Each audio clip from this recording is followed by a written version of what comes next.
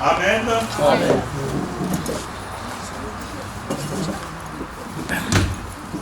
Les gens sont habitués à venir à 12h, mais ils nous trouveront déjà, nous sommes partis.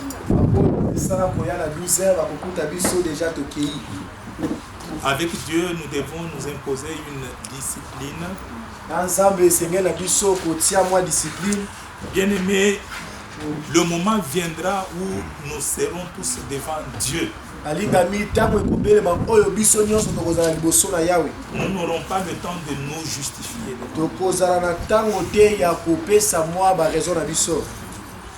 Lorsque Dieu est déjà présent, nous devons être là à l'heure que nous nous sommes convenus d'être devant lui.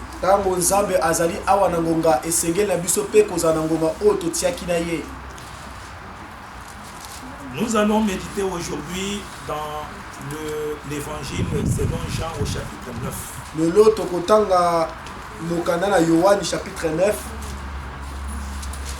Nous allons lire du premier jusqu'au 3e verset.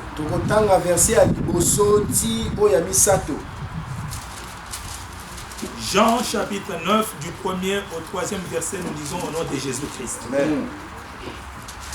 Jésus vit en passant un homme aveugle de naissance. Ses disciples lui firent cette question. Rabbi, qui a péché, cet homme ou ses parents, pour qu'il soit né aveugle? Jésus répondit, ce n'est pas que lui ou ses parents aient péché, mais c'est afin que les œuvres de Dieu soient manifestées en lui. Amen. Amen. Que Dieu bénisse sa parole. Bien-aimés frères et sœurs, le Seigneur m'a mis à cœur de partager avec vous cette parole.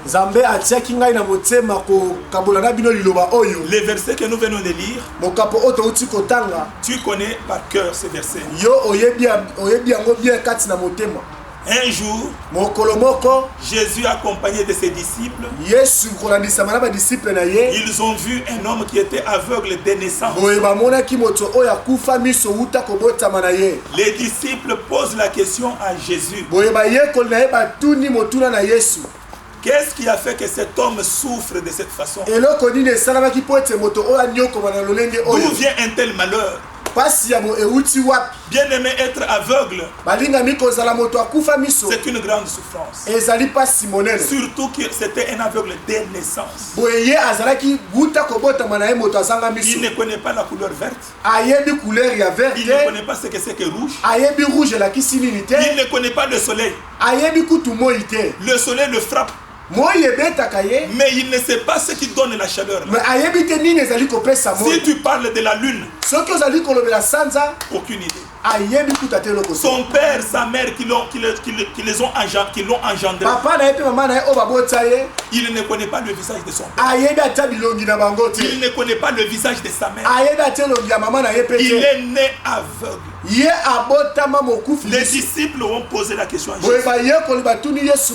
Pourquoi cette souffrance? Pourquoi? Qu'est-ce qu'il a fait? Est-ce qu'il a péché? Est-ce que ses parents ont péché? Jésus leur dit, ce n'est pas qu'il a péché. Ce n'est même pas que ses parents ont péché. Mais ça c'est pour la gloire, pour manifester la gloire. Bien-aimés, les versets que nous venons de lire ici nous donnent une grande leçon sur l'origine de nos souffrances.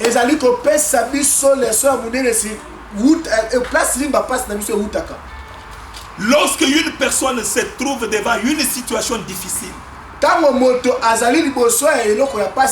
ma soeur, mon frère, lorsque tu souffres, si tu peux même, peut-être ce sont les frères, les sœurs qui sont égarés, tu peux aller les guider, parce que beaucoup ne connaissent pas encore cet endroit. Laissez votre téléphone ouvert pour que vous aidiez les frères et les sœurs qui viennent. Bien-aimé, nous continuons. Lorsque mon frère, ma soeur, tu te trouves devant une situation difficile. Lorsque tu es frappé par un malheur, je crois que la meilleure façon de faire, c'est de penser à ces trois origines. Ces trois origines de malheur. Ne commence pas tout de suite à imputer des sorciers. Parce que il se pourrait que ce soit ton propre péché. Parce que souvent quand les malheurs nous frappent, nous avons tendance à jeter ça sur les autres. Nous oublions que nous-mêmes, nous pouvons être à la base du malheur que nous connaissons. Dans ces versets, on nous montre que le malheur peut venir de nos propres péchés. Peut venir des péchés des parents, c'est-à-dire des liens que nous avons hérités de nos parents. Comme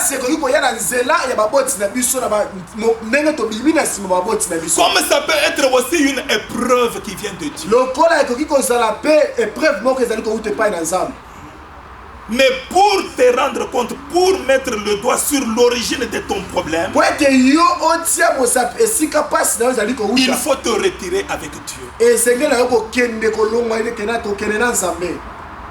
Parce que tu peux commencer à te réjouir en disant quoi? Nous sommes des Job. C'est une épreuve que je suis en train de connaître. Mais qui t'a dit que c'est une épreuve? Oui, ça peut être une épreuve.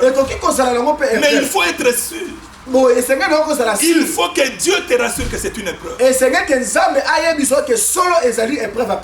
Retire-toi avec Dieu pour savoir d'où vient ce problème-là qui persiste devant toi. Aujourd'hui, nous avons choisi de parler d'abord de la première origine du malheur. Il s'agit du péché. Nous prendrons cet enseignement pendant tout ce mois. Aujourd'hui, nous allons parler de la première origine. Et toute cette semaine, nous allons prier le mercredi, le vendredi pour nos péchés. La semaine prochaine, nous parlerons des liens hérités de nos parents. Et nous prendrons toute cette semaine-là pour chercher notre délivrance des liens que nous avons hérités de nos pères. Et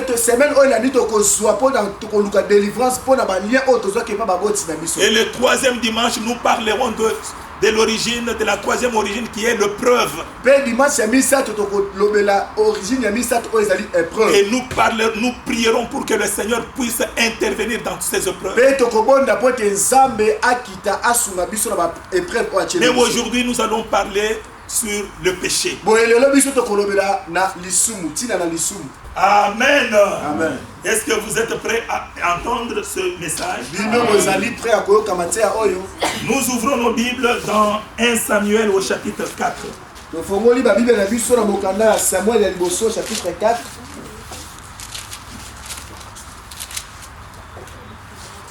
Je vais lire à partir du premier verset jusqu'au verset 10.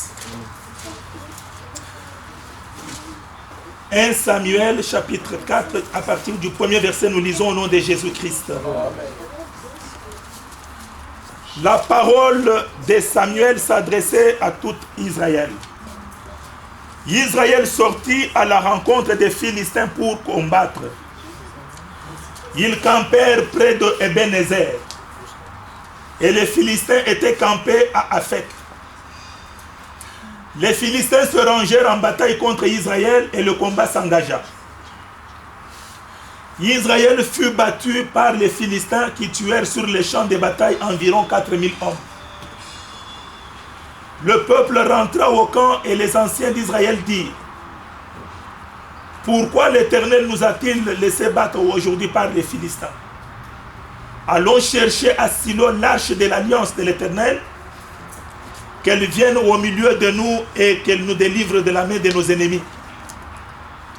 Le peuple envoya à Silo, d'où l'on apporta l'arche de l'alliance de l'Éternel des armées qui siège entre les chérubins. Les deux fils d'Élie, Ophni et Phiné, étaient là avec l'arche de l'alliance de Dieu. Lorsque l'arche de l'alliance de l'Éternel entra dans le camp, tout Israël poussa des grands cris de joie et la terre en fut ébranlée. Le retentissement de ces cris fut entendu des Philistins et ils dirent: que signifient ces grands cris qui retentissent dans le camp des Hébreux? Et ils apprirent que l'arche de l'Éternel était arrivée au camp. Les Philistins eurent peur parce qu'ils crurent que Dieu était venu dans le camp. Malheur à nous, dirent-ils, car il n'en a pas été ainsi jusqu'à présent. Malheur à nous, qui nous délivrera de la main de ces dieux puissants. Ce sont ces dieux qui ont frappé les Égyptiens de toutes sortes de plaies dans le désert.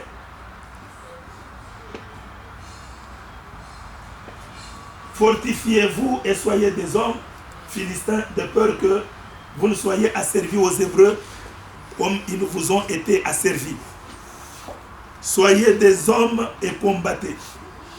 Les Philistins livrèrent bataille et Israël fut battu.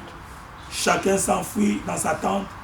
La défaite fut très grande et il tomba d'Israël 30 000 hommes de pied. L'arche de Dieu fut prise et les deux fils d'Élie, Ophni et Phiné, moururent. Amen. Amen. Bien-aimés, dans les versets que nous venons de lire, la Bible nous dit que Israël était en guerre contre les Philistins.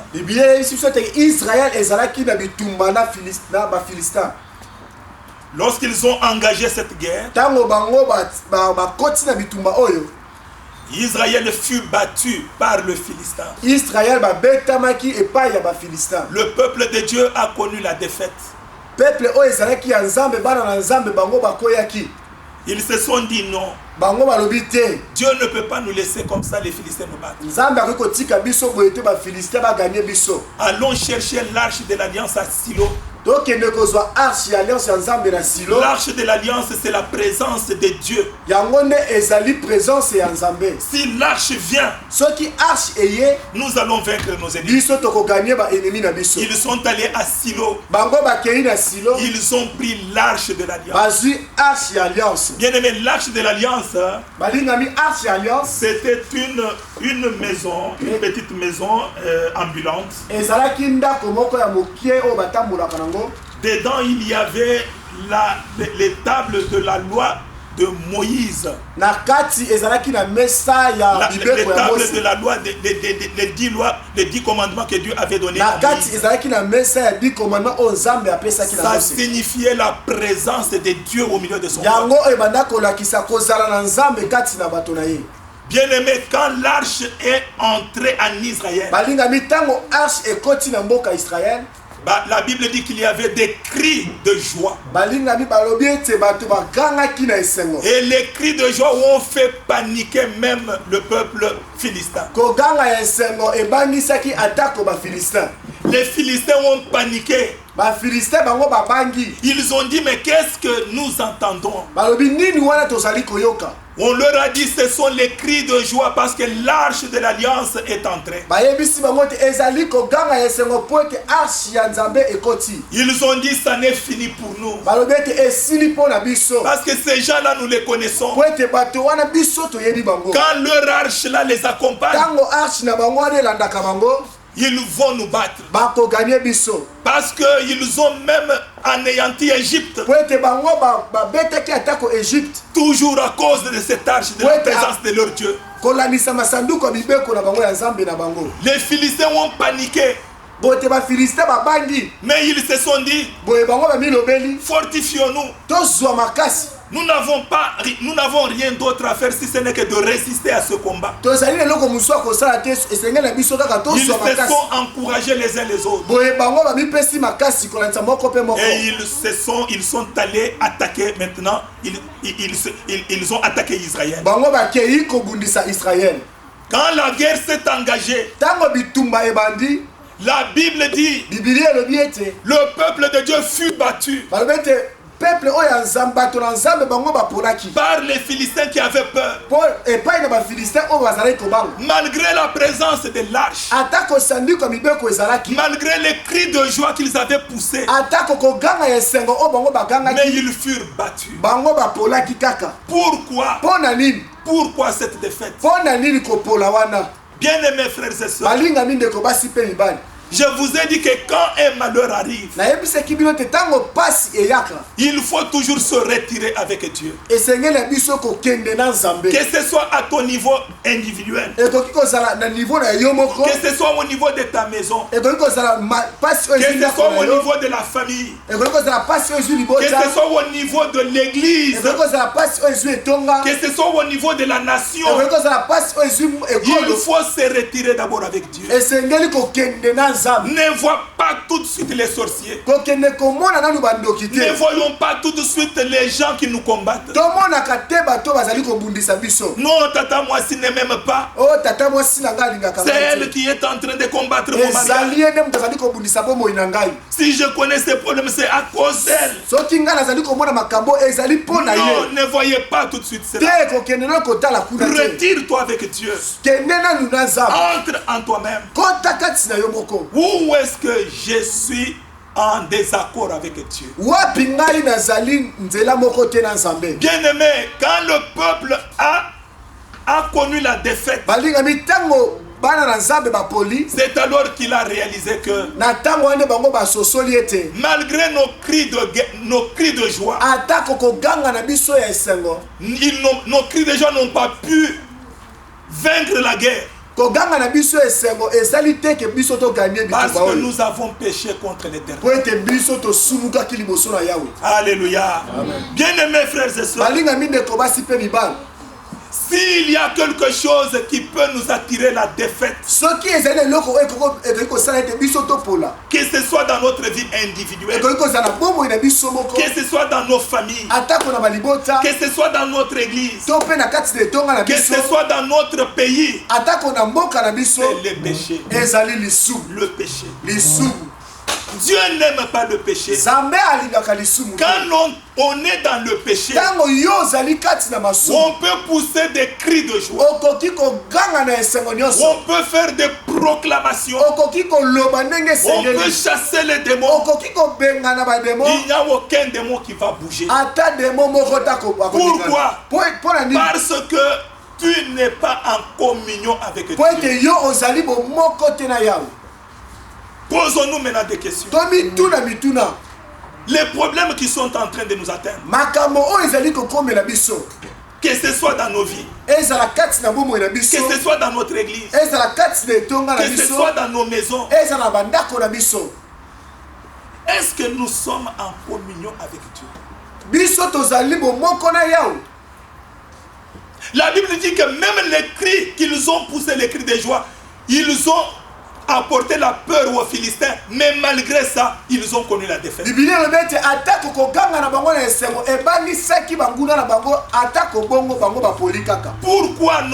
Pourquoi toutes nos proclamations que nous faisons le vendredi, le mercredi, pourquoi ça n'apporte pas la solution à nos vies au niveau de nos maisons, de nos familles ou de notre église?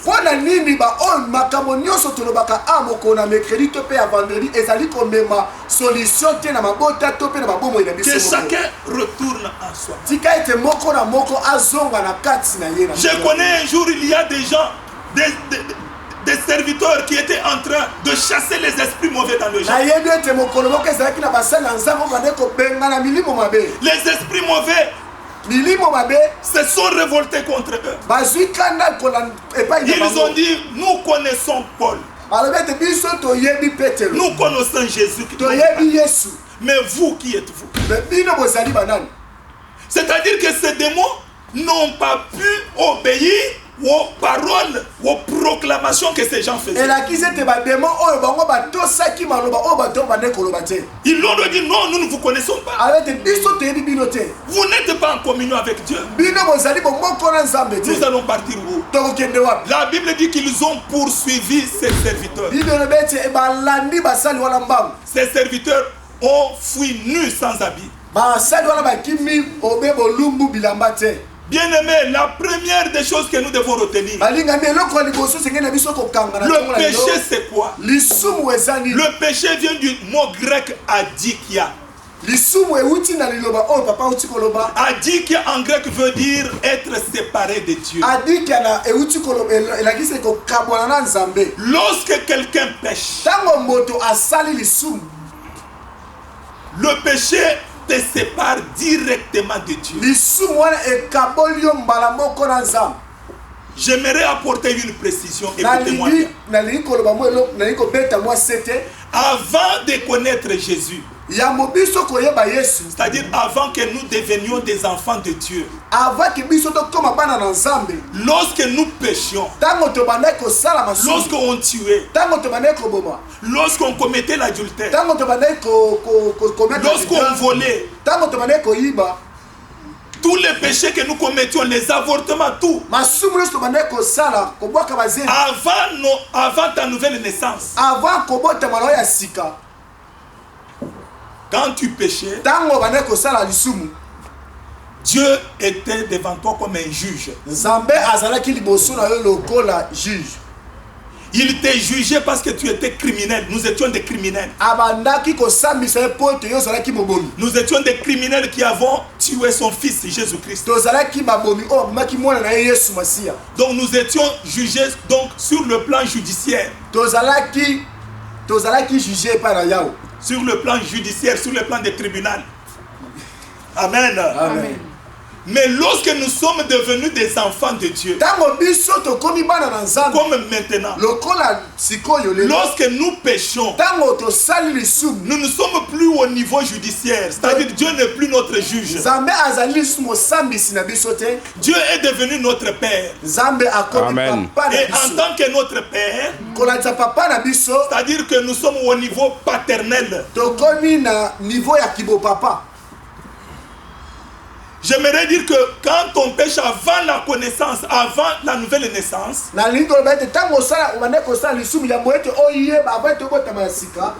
pour être pardonné, qu'est-ce qu'il fallait? Il suffisait tout simplement de croire en Jésus comme Seigneur et Sauveur. Là où on a obtenu le pardon judiciaire. Mais aujourd'hui, quand nous péchons, comment nous devons obtenir le pardon? En confessant nos péchés. Est-ce que vous suivez très bien? Est-ce que c'est clair? Le propos, le récit de l'enfant prodigue illustre très bien ce que je dis.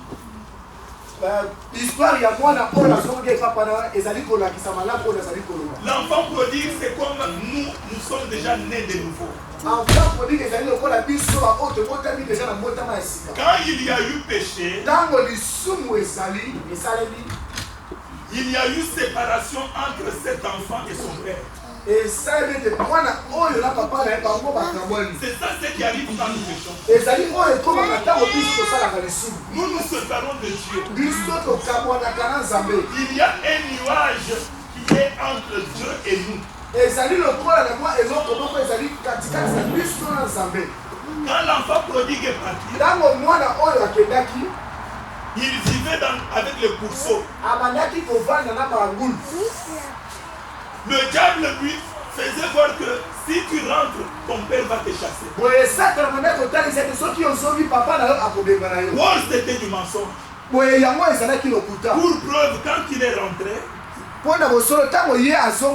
Son père l'a embrassé. Papa C'est-à-dire il est rentré dans la communion avec son père. Son père l'a réinstallé dans la famille. Donc lorsque nous péchons, aujourd'hui, nous n'avons qu'à confesser nos péchés. Amen. Mais le péché nous sépare de Dieu. Tant que le péché n'est pas confessé, c'est qu'il y a toujours ce nuage qui est entre Dieu et nous. Un jour, les anciens d'Israël sont allés trouver le prophète Esaïe. Ils ont dit à Esaïe ceci. Esaïe, l'homme de Dieu, ton Dieu n'est plus comme au temps de Moïse ou au temps d'Abraham. Dieu de Moïse, il agissait où on voyait ses œuvres. Pourquoi nous prions, il n'y a aucune réponse? C'est que ce Dieu n'est plus le même. Quand Esaïe leur a donné la réponse, écoutez la réponse qu'il leur a donnée. Dans Esaïe au chapitre 59. La réponse d'Esaïe était celle-ci. Esaïe leur dit non. La main de l'Éternel n'est pas trop courte pour sauver, ni son oreille trop dure pour entendre. Mais ce sont vos crimes qui mettent une séparation entre vous et votre Dieu. Ce sont vos péchés qui vous cachent sa face et l'empêchent de vous écouter. J'ai dit que le péché est une séparation entre Dieu et nous. Quand nous tombons dans le péché, bien aimé, il y a un nuage qui nous sépare de Dieu. Là, toutes les proclamations que tu peux faire ne peuvent pas apporter la solution. Ton enfant peut être malade. Tu lui imposes les mains. Esprit de maladie, sortez au nom de Jésus. L'esprit te dit je ne sors pas. Je sors quand Jésus est avec toi. Mais tu es séparé de Jésus par le péché que tu as commis. C'est pourquoi, bien aimé, les problèmes persistent devant nous parce que nous ne sommes pas en communion avec Dieu. Laissez-moi vous dire ceci, Église. Église, laissez-moi vous dire ceci. Je ne sais pas pourquoi ce message vient aujourd'hui. Je suis resté devant la face de Dieu dans la prière.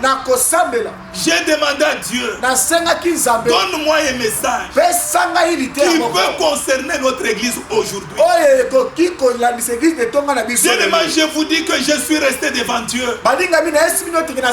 sans manger, sans boire jusqu'au jour d'aujourd'hui, depuis au moins 3 jours.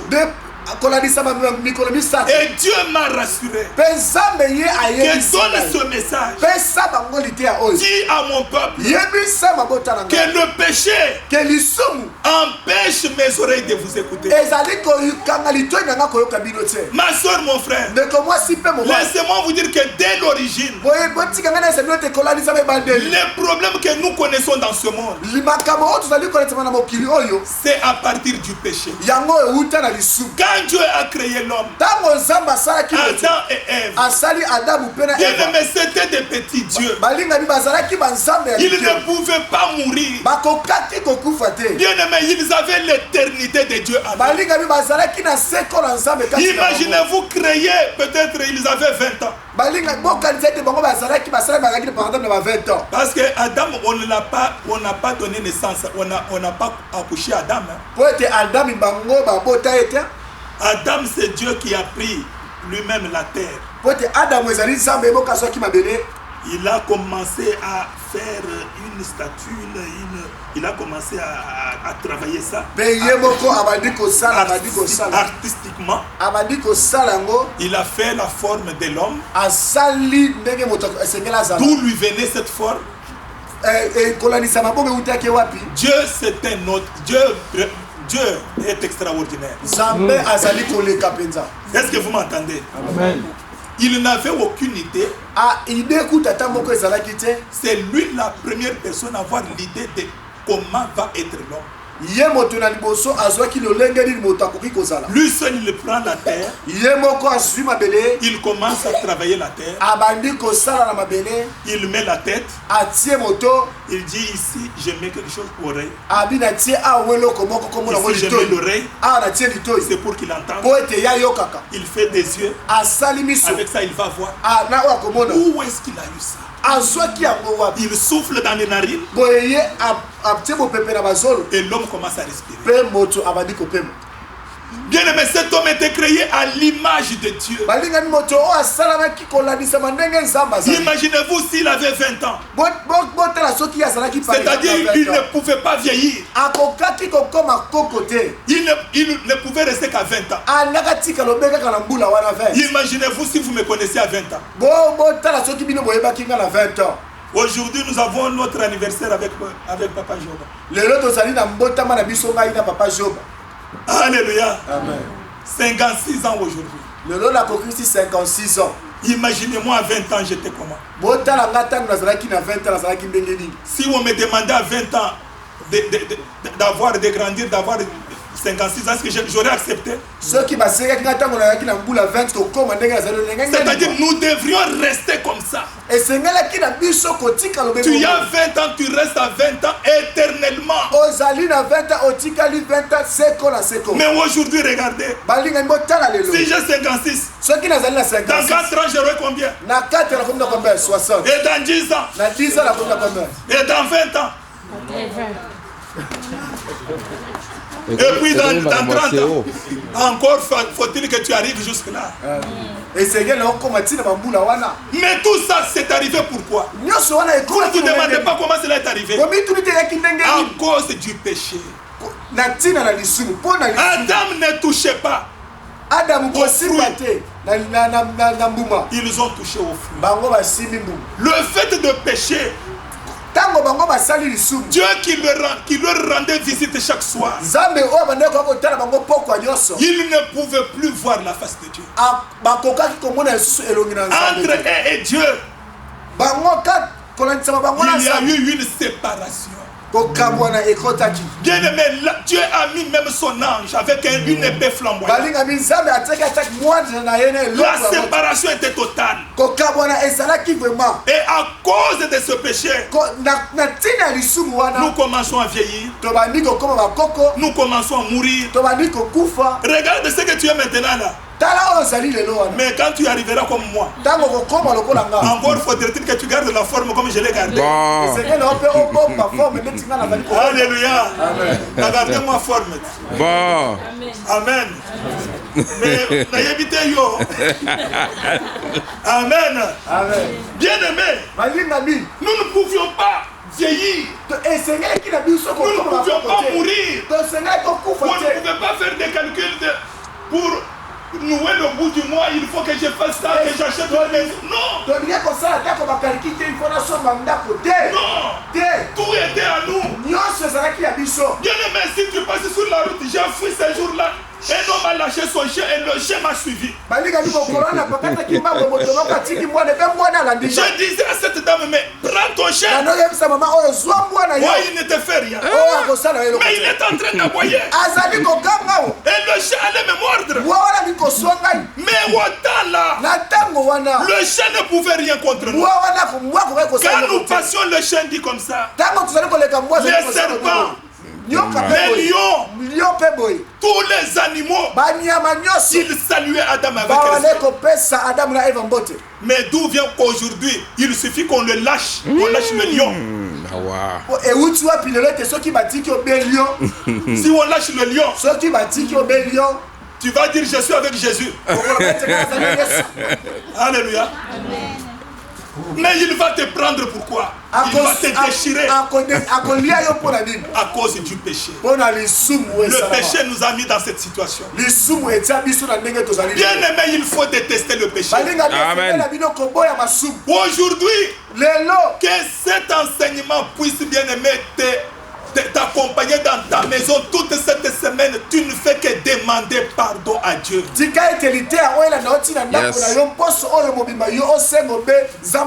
Est-ce que tu sais comment le peuple d'Israël est allé en esclavage en Égypte? Le peuple d'Israël n'était pas destiné à aller vivre dans l'esclavage. Tu connais qui avait péché? Abraham. Est-ce que tu le sais ou je t'informe? Alléluia. Je t'informe. Abraham avait péché. Dieu dit à Abraham, prends une jeune chèvre de 3 ans. Une génisse de 3 ans. Une génisse petite de la vache. Un bélier de 3 ans. Prends une jeune tourterelle. Une jeune colombe.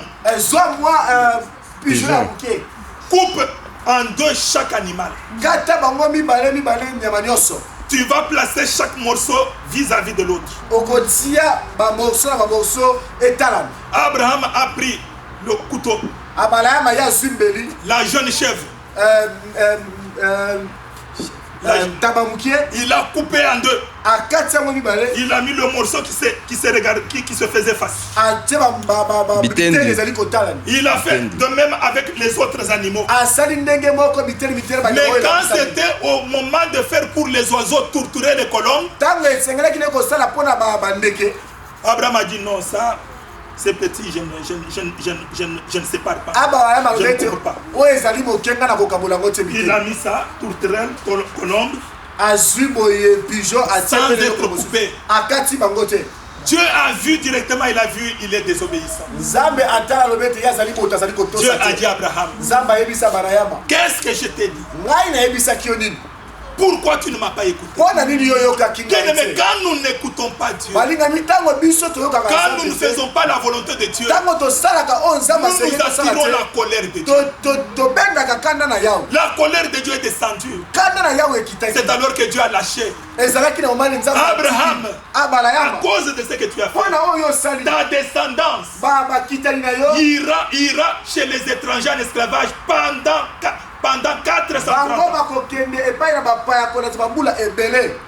Mais j'interviendrai pour le libérer avec des grands jugements. Mais ils diront, ta descendance ira. Pourquoi? Parce que Abraham a péché. Le péché attire la colère. Ma soeur, mon frère, nous avons attiré la colère de Dieu par notre péché. Est-ce que quelqu'un peut pleurer avec moi aujourd'hui pour les péchés que nous avons commis? Est-ce que ma soeur, mon frère, est-ce que tu peux te lier à moi pour pleurer pour les péchés que nous avons commis? Tous les péchés que nous commettons nous séparent de Dieu. Et la première conséquence du péché, c'est la défaite. Le peuple d'Israël a connu la défaite devant les Philistins parce qu'ils avaient péché. Bien aimé, lorsque nous péchons, Dieu s'était. Il faut, bien aimer, ne pas accepter le silence. Il faut craindre le silence de Dieu. Il faut éviter le silence de Dieu. La Bible montre que depuis Malachie, depuis à partir de Malachie jusqu'à Jean-Baptiste, 4 siècles, à peu près 500 ans, 500 ans, Dieu ne parlait pas. En Israël, Dieu s'était tu. Regardez bien, depuis Malachie, il n'y avait plus de prophètes. Et même quand il y en avait, Dieu ne parlait plus. Pourquoi Dieu s'était tu? Parce qu'il y avait péché. Quand il y a péché, il y a le silence de Dieu. Vous pensez que vous êtes avec Dieu, mais Dieu n'est pas avec vous. Nous pensons que Dieu est avec nous, mais Dieu nous a déjà tourné le dos. Qui peut pleurer avec moi pour que Dieu pardonne nos péchés? Ma soeur, mon frère, lorsque Dieu se tait, il y a un grand danger. Parce qu'il y a maintenant la famille, l'église est dans le tâtonnement. Si tu tâtonnes aujourd'hui même sur le choix d'un conjoint ou d'une conjointe, tu tâtonnes même s'il faut aller en voyage ou ne pas aller en voyage. Le tâtonnement, ça montre seulement que Dieu est absent. Est-ce que dans ta vie, Dieu est encore présent? Le péché c'est quoi? Le péché c'est tout ce que nous faisons contre la volonté de Dieu. Nous savons quelle est la volonté de Dieu. Ne pas commettre l'adultère. Mais nous avons commis l'adultère. Ne pas voler. Nous avons volé. Ne pas payer la dîme. Là les gens disent ce n'est pas un péché. J'ai senti des vibrations qui viennent à moi. Ne pas payer la dîme dans l'église, c'est un péché. C'est un péché. C'est un péché. Que vous le vouliez ou non, on aura attrapé beaucoup qui ne donnent pas la dîme dans l'église. Vous savez, je vais vous dire quelque chose.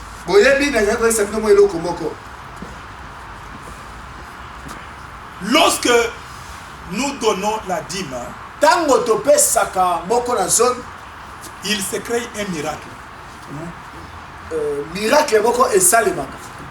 Non pas qu'il va nous venir avec beaucoup d'argent. Il va ouvrir les écluses des cieux. Toutes sortes de bénédictions. Tes enfants vont prospérer.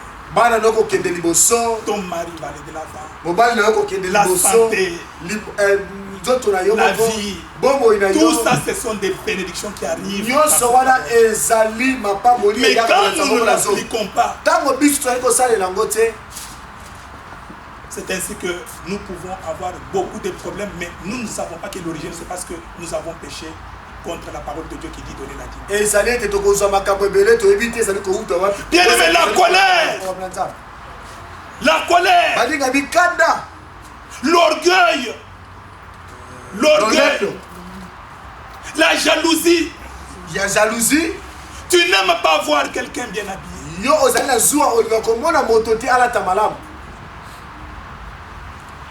Dès que tu le vois, ce sont surtout les mamans qui se regardent beaucoup. Les mamans se regardent beaucoup. Nous les papas, on ne se regarde même pas qui il est habillé comment. Mais les mamans savent qui est. Il s'est habillé comment. Aujourd'hui, telle maman s'est habillée comme ça.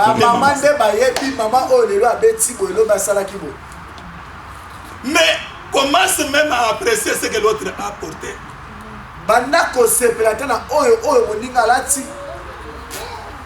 Originalité. C'est pas de l'original. Il est en train de dire que c'est du Dolce Gabbana, mais je ne pense pas que c'est l'original.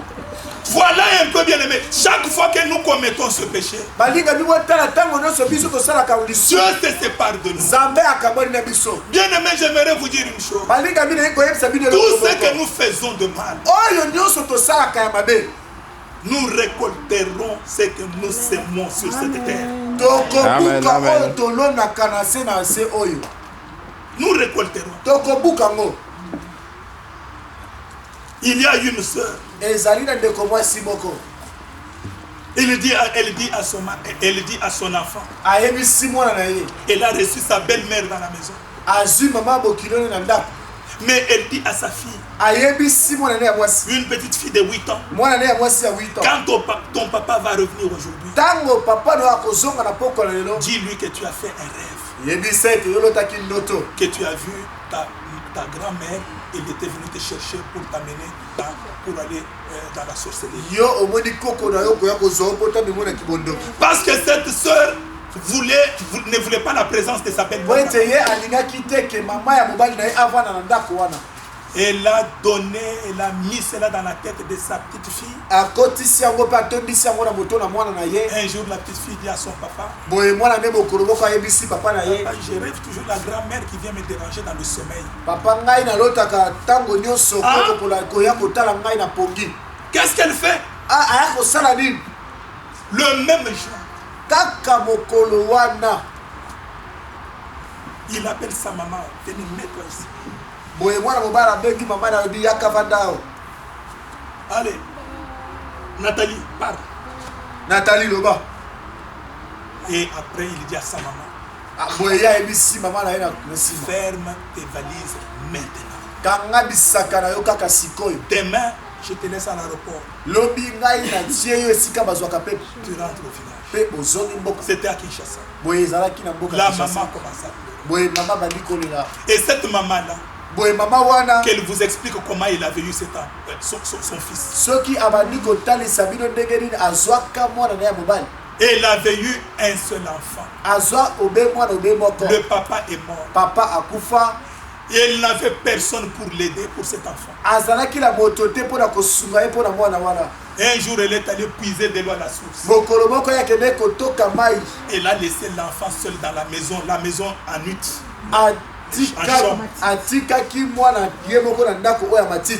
On est venu lui dire, maman, ton enfant Kalala est où?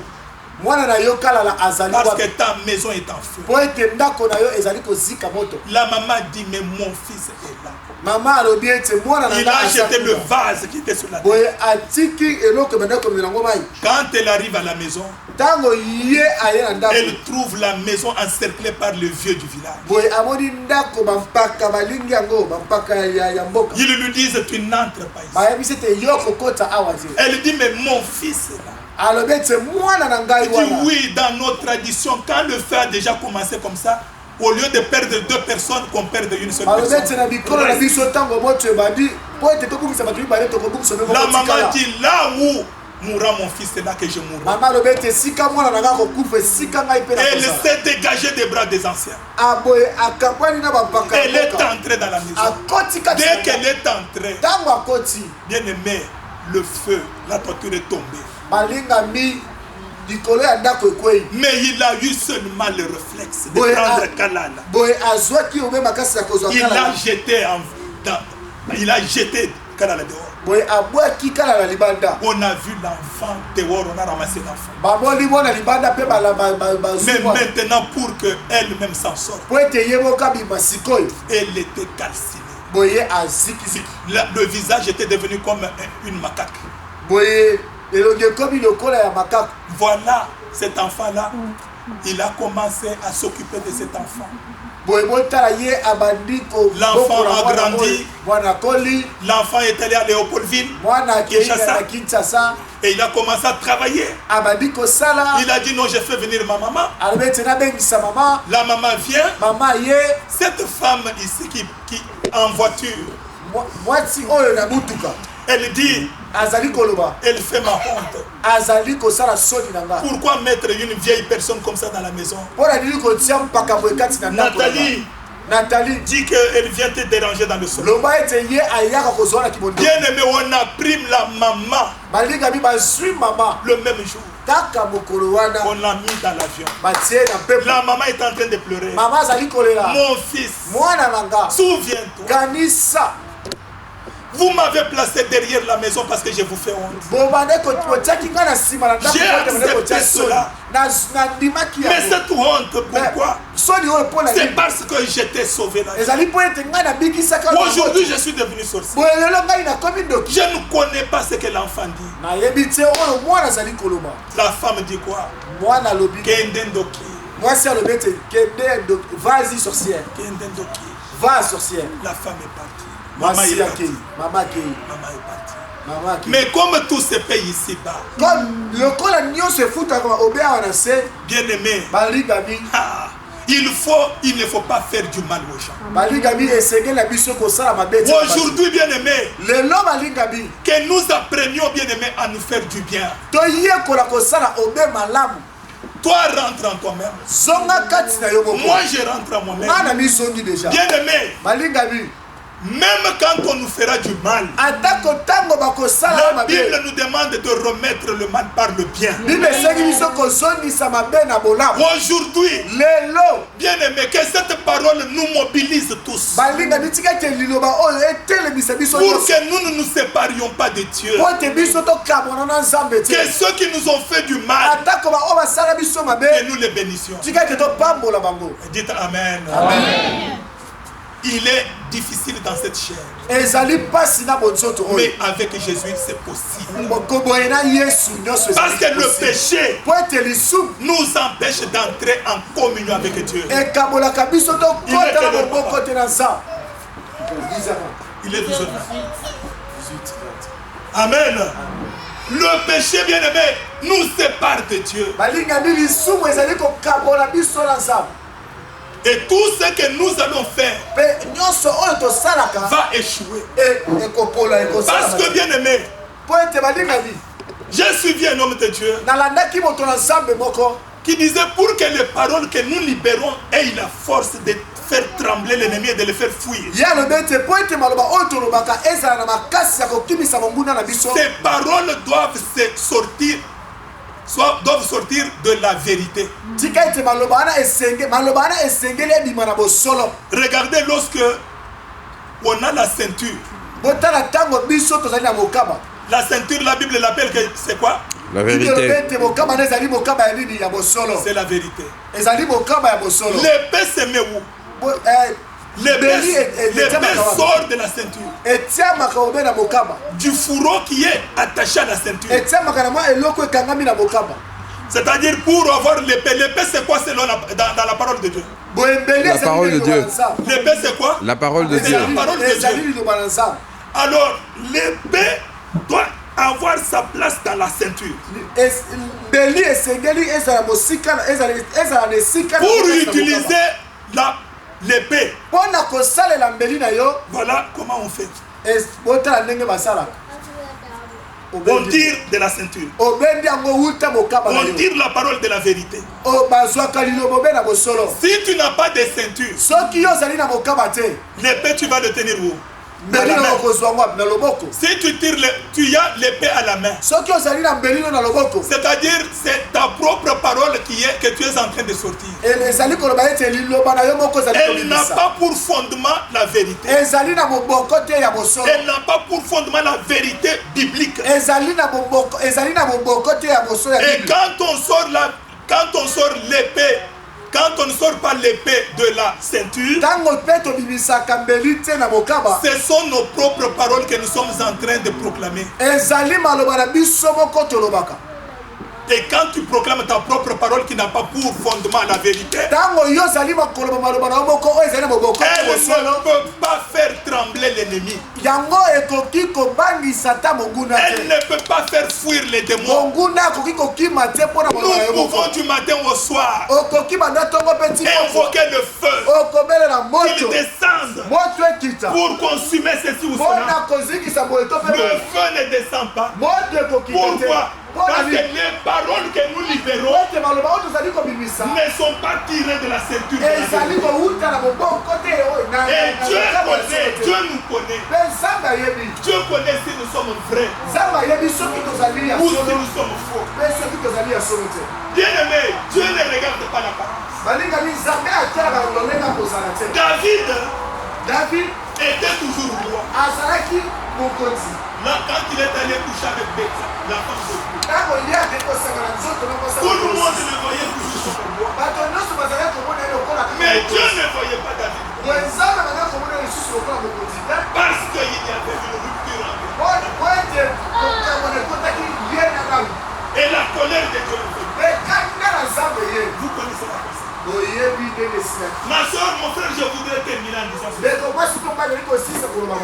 Quand le malheur vient, quand tu as une situation difficile qui persiste dans ta vie, qui persiste dans ta maison, qui persiste dans notre église, qui persiste dans notre nation, retournons, revenons, rentrons en nous-mêmes. Qu'est-ce que nous avons fait? Est-ce que nous ne nous sommes pas séparés avec Dieu? Regarde maintenant en toi. Est-ce que tu es en communion avec Dieu? Les paroles que tu as adressées à ton mari hier, ton mari a dormi en colère parce que tu lui as donné les paroles. Est-ce que parce que tu lui as dit que non, je suis pas ta bonne, juste pour donner à manger. Il est en colère. Dieu est en colère. Regarde ce que tu as fait à ta femme hier. Ce que tu lui as fait. Bien aimé, j'ai eu un frère que j'ai reçu chez moi hier qui m'a donné un bon témoignage de son couple. Il me dit, je me suis marié avec cette femme. Papa, regarde juste prendre l'enfant d'autrui de chez eux et tu l'as fait devenir ta femme. Maintenant, tu vas commencer à la faire souffrir. Papa, c'est quel esprit ça? Est-ce que nous, les papas, nous pouvons quand même tenir ce discours-là? Pour aimer nos femmes comme nous nous aimons nous-mêmes. Est-ce que les papas peuvent dire Amen? Amen. Bien aimé, le péché nous sépare de Dieu. Si nous voulons que nos paroles puissent avoir des effets, revenons dans l'alliance avec Dieu. La seule voie pour revenir en communion avec Dieu, c'est la confession. Confessons nos péchés à Dieu et prenons l'engagement de ne plus retourner dans le péché. Qui vous a dit que Dieu ne pardonne pas? Quel que soit ton péché, Dieu pardonne. Il va au-delà même de ton pardon. Mettons-nous debout. Combien de minutes?